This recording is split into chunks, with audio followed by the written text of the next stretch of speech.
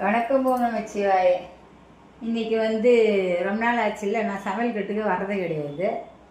என் பேரன் ஆசைப்பட்டான். சரி, அவனுக்காக தான் இன்னைக்கு சமையல் கட்டில் செஞ்சேன். என்னென்னா, இது பாருங்கள், இது என்னது, பானிபூரிக்கு மசாலா பண்ணி வச்சேன். அது சாப்பிடும்போது அது மேலே கொஞ்சம் இந்த பூந்தியும் நம்ம தூவிக்கலாம். அதுக்கப்புறம் அந்த பானிங்கெல்லாம் ரெடி பண்ணணும்ல, வீட்டில் நானே எல்லாம் ப்ரிப்பேர் பண்ணிவிடுவேன். இதுதான் அந்த கார பானின்னு சொல்லுவாங்க இல்லையா.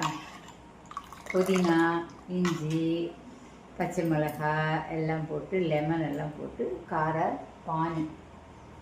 பானிபூரின்னா பானி தானே சொல்லுவாங்க இல்லையா. அப்புறம் இது இனிப்பு. இந்த இனிப்பும் நானே தான் ப்ரிப்பேர் பண்ணுவேன். இது என் பேரனுக்கு ரொம்ப பிடிக்கும். அதனால் அவனுக்காக செய்யறது. மாதத்தில் ஒரு வாட்டியோ 2 வாட்டியோ நான் செய்வேன், என் பேரனுக்காக செய்வேன். அப்புறம் இந்த பானிபூரின்றது எப்படி செய்யறது அப்படின்னா, நம்ம கடையிலே விற்கிது, அதுவும் வாங்கி பண்ணிக்கலாம். இது நான் நானே ப்ரிப்பேர் பண்ணி பண்ணுவேன். இது பார்த்திங்கன்னா, இந்த மாதிரி மாவு ப்ரிப்பேர் பண்ணிவிட்டு அதுக்கப்புறமா இந்த மாதிரி நம்ம விட்டுட்டு நம்ம எண்ணெயில் போட்டு எடுத்தோம்னா ரொம்ப சூப்பராக வரும். இந்த மாதிரி தனித்தனியாக விட்டுட்டு நம்ம போட்டோம்னா நம்ம அழகாக பானிபூரி வரும்.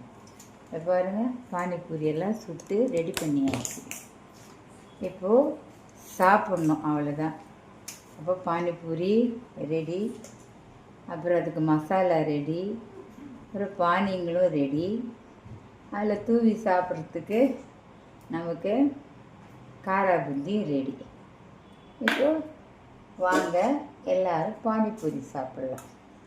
எப்படி சாப்பிடணும் நம்ம பானிபூரி? இதே மாதிரி ஒரு பிளேட்டில் அழகாக அடுக்கி வச்சுட்டு, பாருங்கள், இந்த மாதிரி பிளேட்டில் அடுக்கி வச்சுட்டு இந்த மசாலாவை நாம் அதில் கலந்து, அப்புறம் பானிபூரி கொஞ்சம் உள்ளே விட்டு சாப்பிடும்போது நல்லா சூப்பராக சுவையான பானிபூரி ரெடி ஆகும். வாங்க எல்லோரும் சாப்பிடலாம்.